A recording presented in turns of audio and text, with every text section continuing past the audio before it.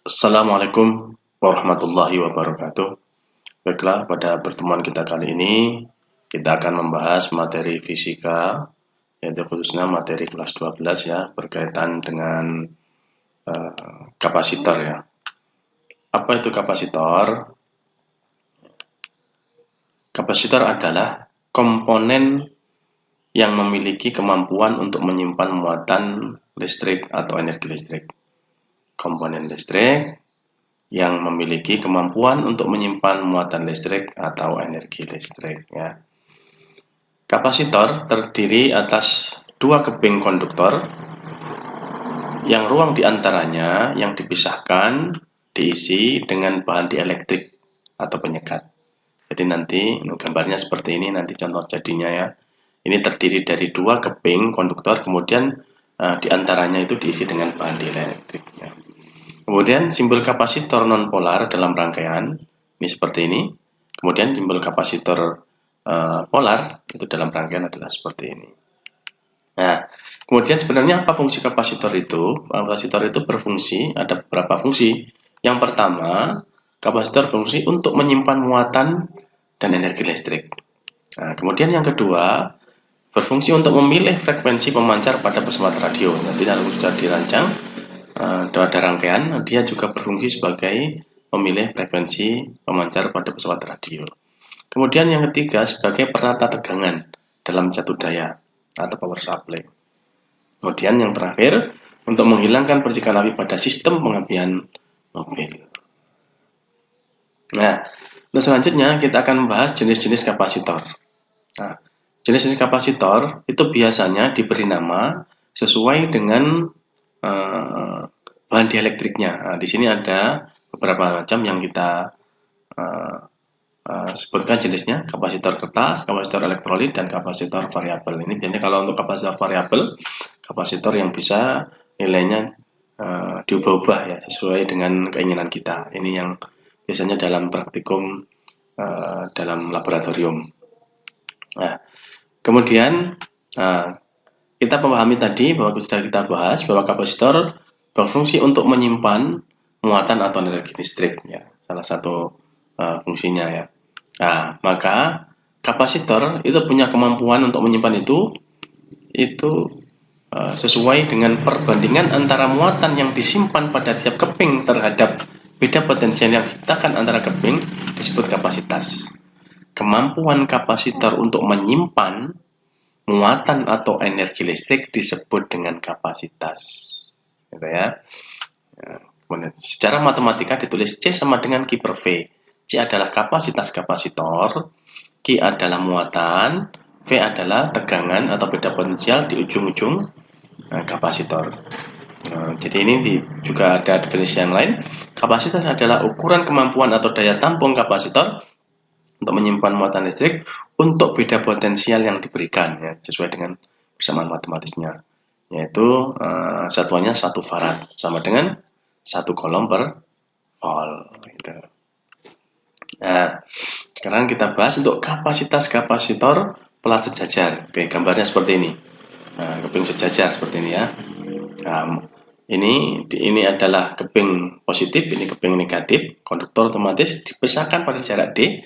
Luas keping masing-masing adalah A. Ini muatannya jumlahnya adalah ini adalah muatannya Q plus, dan ini adalah min ya, min Q. Oke. Maka nanti kapasitas kapasitor keping sejajar secara matematika C sama dengan Q per V.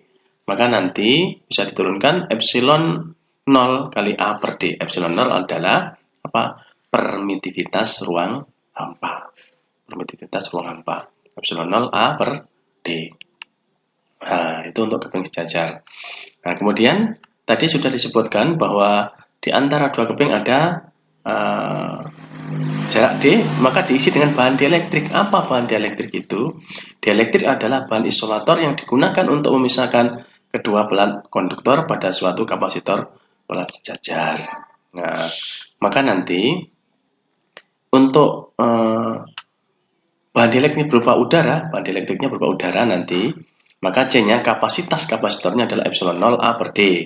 Nah, tapi nanti kalau untuk bahan dielektriknya bukan udara, maka berupa bahan tertentu, maka kapasitornya menjadi CD, kapasitas kapasitor yang sudah ada bandi elektriknya.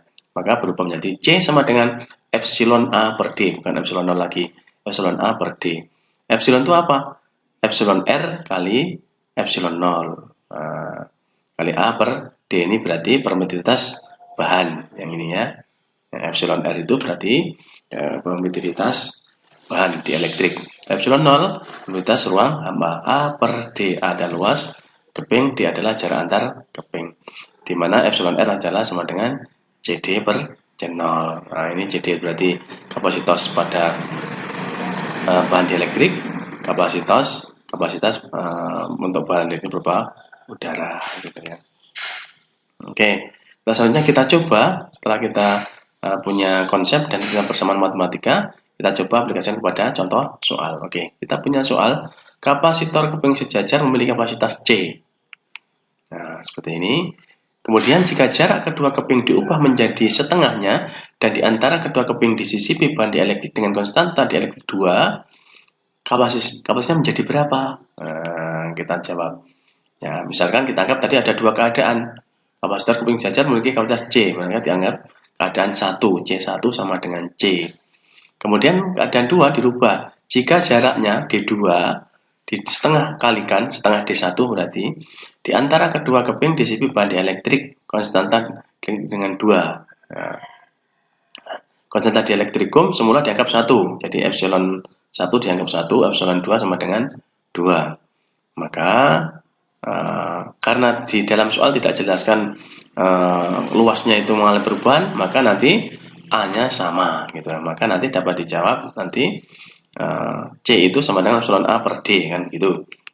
Sehingga karena luas keping sama, maka nanti kapasitas kapasitor itu hanya dipengaruhi oleh ini epsilon dan D saja karena hanya tidak berubah. Maka langsung kita bandingkan saja untuk mempermudah. Biasanya dua keadaan dari sebuah benda yang sama, dua keadaan yang berbeda, maka dibuat perbandingan aja C2 per C1. C itu apa? Kapasitas kapasitor keadaan 2 yang sudah dirubah tadi, C1 keadaan awal gitu ya. Nanti C2 per C1 sama dengan, langsung kita masukkan rumusnya epsilon 2 per epsilon 1 gitu ya, kali D1 per D2 kan gitu. Nah, mengapa ini? Nah, ya seperti ini, asal muasal dari sini ya. Nah, kemudian berubah jadi ini, kemudian kita masukkan aja epsilon per D gitu ya.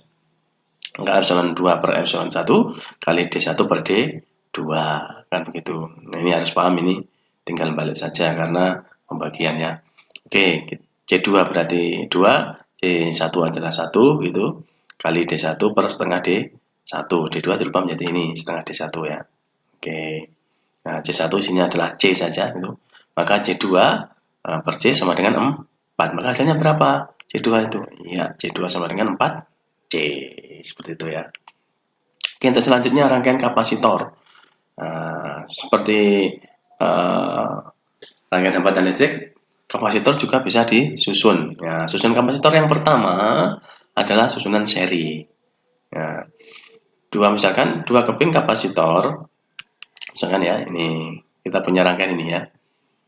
Ya, ada C1, ada C2. C1 adalah kapasitor 1, C2 adalah kapasitor 2. Nah, disambung dengan sebuah sumber tegangan V gitu. Maka nanti untuk susunan seri akan berlaku ya, Q total, berarti muatan total yang ada di dalam rangkaian yang disusun secara seri untuk kapasitor itu Q-nya sama. Q total sama dengan Q1 sama dengan Q2 sama dengan Q3 dan seterusnya. Kalau nanti kapasitor lebih dari 2, 3, 4 dan seterusnya, maka apa? Q-nya di mana-mana sama. Q total berarti muatan totalnya, muatan yang ada di C1, jumlah muatan yang ada di C2 dan seterusnya itu sama. Itu untuk susunan seri kapasitor. Sedangkan tegangannya tidak sama. V totalnya sama dengan V1 plus V2 dan seterusnya. Nah, V itu apa? Tegangan yang V1, tegangan yang ada di kapasitor 1. V2 apa? Tegangan atau tegangan yang ada di ujung-ujung kapasitor 2 dan seterusnya. Seperti ini ya. Nah, ini gambar apa? Yang menunjukkan kapasitor pengganti. Jadi dua atau lebih kapasitor yang susun seri ini bisa diganti dengan sebuah kapasitor. Ya, besarnya berapa? Nah, ini. Nah, 1 per C total sama dengan 1 per C1 ditambah 1 per C2 dan seterusnya. Ya, seperti itu. Kemudian rangkaian paralel kapasitor. Ya, misalkan saya juga punya 2 buah kapasitor ini, ada C1, ada C2. Nah, oke, ini bentuknya seperti ini. Nah, oke, berlaku apa? Berlaku, nah, maka Q totalnya adalah Q1 ditambah Q2. Q total itu apa? Muatan totalnya ya. Muatan totalnya sama dengan muatan yang ada di kapasitor 1 ditambah muatan yang ada di kapasitor 2 dan seterusnya. Nah, jadi muatannya tidak sama. Nah, jadi muatan totalnya adalah muatan yang ada di C1, yang ada di C2 dan seterusnya dijumlahkan. Sedangkan V tegangannya, V itu tegangannya.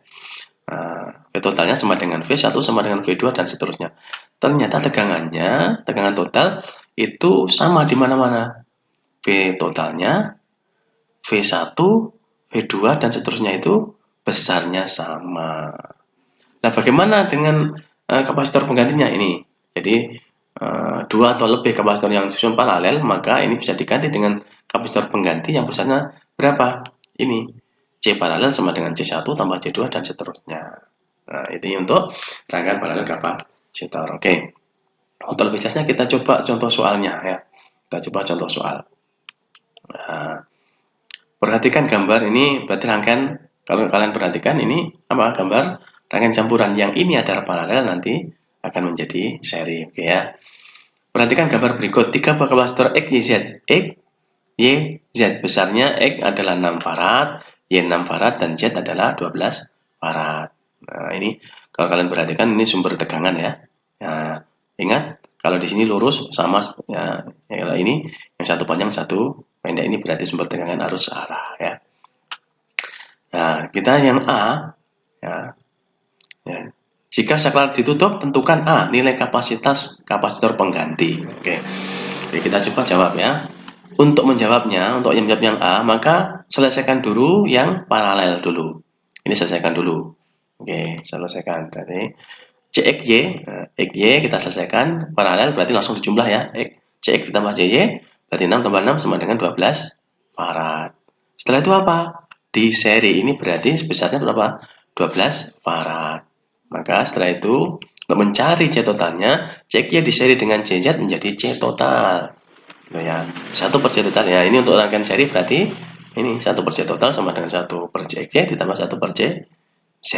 Maka 1 per 12 tambah 1 per 12 sama dengan 2 per 12 sama dengan 1 per C total. Maka C totalnya tinggal balik saja. 12 per 2 sama dengan 6 farad. Nah, kemudian untuk B, muatan yang tersimpan dalam rangkaian. Ya, berarti mencari Q total. Muatan total berarti Q total. Berarti Q total sama dengan, ya kita tadi punya persamaan C sama dengan Q per V. Ya, maka untuk mencari Q, ya C kali V. Karena Q total ya C total kali V total. Nah, C totalnya kita punya 6 farad, V-nya adalah 24 volt. Maka tinggal ngalikan 144 kolom gitu ya. Nah, kemudian yang C ini, muatan yang tersimpan dalam kapasitor Z menurut prinsip rangkaian seri. Nah, jangan lupa, pada rangkaian seri, besarnya muatan total dan muatan di masing-masing kapasitor besarnya sama. Gitu ya. Ya, karena itu tadi, kita total sudah diketahui, ya 144, maka besarnya di kapasitor Z berarti otomatis sama, karena apa? Untuk rangkaian seri, konsepnya seperti itu. Oke, untuk selanjutnya, tadi fungsi untuk kapasitor adalah salah satunya menyimpan energi listrik. Nah, sekarang energi yang tersimpan dalam kapasitor. Ya. Salah fungsi kapasitor adalah untuk menyimpan energi listrik. Ini gambarnya seperti ini ya. Maka berapa besarnya energi yang tersimpan dalam kapasitor itu? Ya, besarnya adalah W.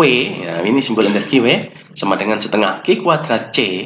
Q adalah muatan, C adalah kapasitas kapasitor sama dengan setengah CV kuadrat. V adalah beda potensial atau tegangan. Gitu ya. Oke. Oke, kita aplikasikan. Ada contoh soal. Oke. Sebuah kapasitor dengan kapasitas 10 min 4 min 5 farad dihubungkan untuk beberapa saat lamanya pada beda potensial 500 volt sampai terisi penuh.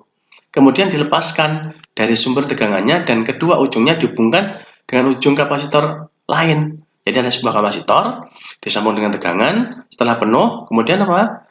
Ujungnya disambung dengan kapasitor lain dengan kapasitas 4 kali 10 pangkat 5 farad yang tidak bermuatan. Maka tentukan energi yang tersimpan.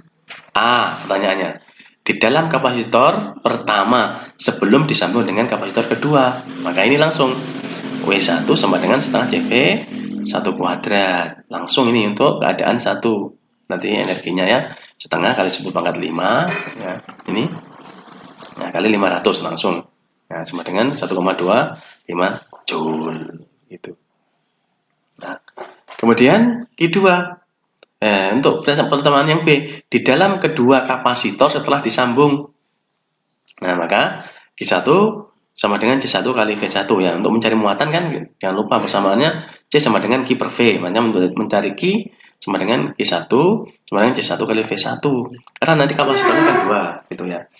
Ya, maka 10 pangkat 5 kali 500 5 kali 10 pangkat min 3. Kemudian setelah kita mencari muatan kan, di dalam kedua mencari energi yang tersimpan ya, mencari energi yang tersimpan setelah disambung dengan kapasitor yang lain ya. Kedua kapasitor dihubungkan paralel, kedua ujungnya dihubungkan. Ya. Maka C total sama dengan C1 plus C2 sama dengan 10 pangkat min 5. Tadi kita kan punya kapasitor kan ya. 10 pangkat min 5 ditambah 4 kali 10 pangkat min 5 ini ya. Oke. Nah, ini yang pertama, ini yang kedua. Q totalnya adalah Q1 plus Q2. Sama dengan ini kita anggap sebagai rangkaian paralel ya. Pertanyaannya di sini adalah disambung secara paralel. Maka untuk mencari Q totalnya kan Q1 plus Q2. Maka sama dengan 5 kali 10 pangkat min 2 plus 0. Kenapa 0? Iya, Q2 sebelum dimuati ini. Ya, dihubungkan dengan ujung kapasitor lain yang tidak bermuatan. Berarti Q2 sama dengan 0. Ya, sama dengan 5 kali 10 pangkat min 3. Maka W totalnya berarti apa? Setengah Q kuadrat C. Setengah kali 5 kali 10 pangkat min 3 pangkat min 2 per 5 kali 10 pangkat min 5. Hasilnya adalah 0,25 Joule. Seperti itu ya. Oke, untuk menguji pemahaman kalian berkaitan dengan konsep yang sudah kita bahas di atas tadi, maka silakan dikerjakan soalnya. 3 buah kapasitor yang masing-masing kapasitasnya 3 farad, 6 farad, dan 9 farad dihubungkan secara seri. Kedua ujung dari gabungan tersebut dihubungkan dengan tegangan 220 volt. Maka tentukan besar tegangan antara ujung-ujung setiap kapasitor. Saya kira ini mudah, tapi perlu kalian coba untuk menguji pemahaman kalian tentang konsep kapasitor. Oke, mungkin itu sementara yang kita bisa bahas. Selamat bertemu dengan video-video saya selanjutnya. Mudah-mudahan bermanfaat. Jangan lupa, usaha yang keras dan doa yang sungguh-sungguh adalah wujud lain dari keajaiban. Terima kasih. Wassalamualaikum warahmatullahi wabarakatuh.